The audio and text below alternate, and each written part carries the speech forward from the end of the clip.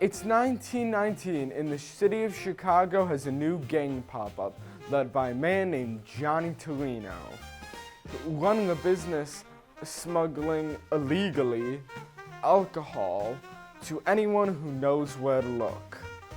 And a man working under him, one Al Capone, has just gotten a message.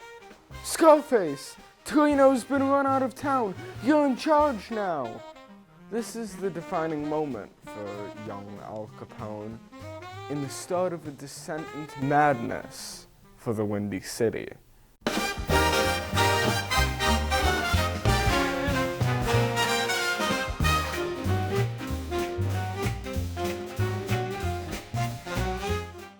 Now, Capone established himself in Hawthorne Inn, outside of Chicago in Cicero.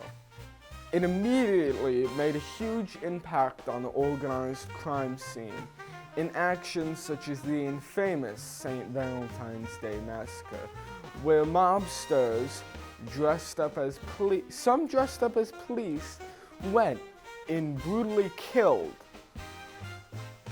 other gang members in a mock raid almost. And everyone knew it went back to Capone.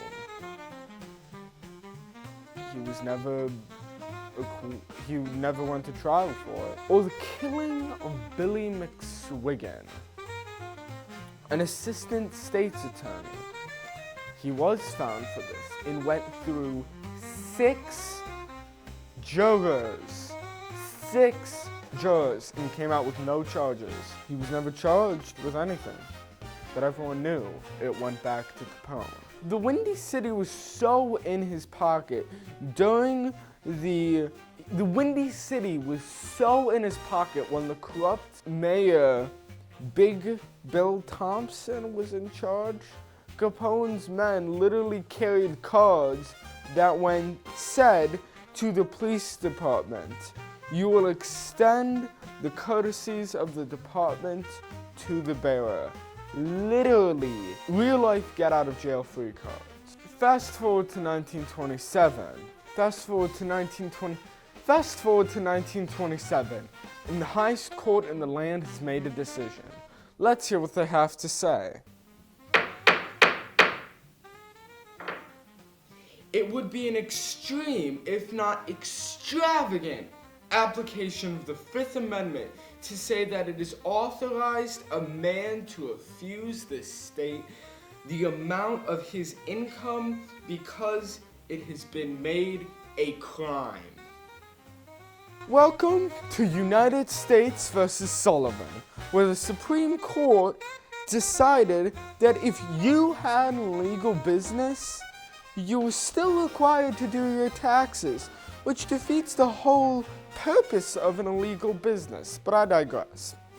The long and short of it is that now even criminals have to do their taxes, and the first domino falls, because this decision will be the one that the government brings to Capone's face, and the one to swing that bat will be one Frank Wilson, a Treasury Special Intelligence agent. The plan? Find a record of Capone's dealings, and it takes a series of 3 pieces to do it. The first, now, mobsters rule through intimidation. Nobody was talking, except one Eddie O'Hare, who's a mobster that ended up giving information to the government, and he, gave too much information, and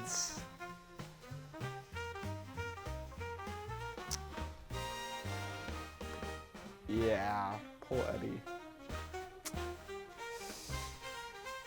So backtrack 4 years, and there was this ledger found in one of Capone's gambling halls by police.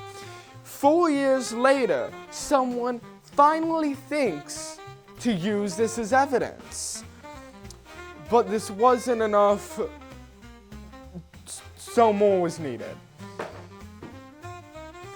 Leslie Shumway was found to be likely the one who was the writer of the letter, who was actually depositing, like, notes to the bank.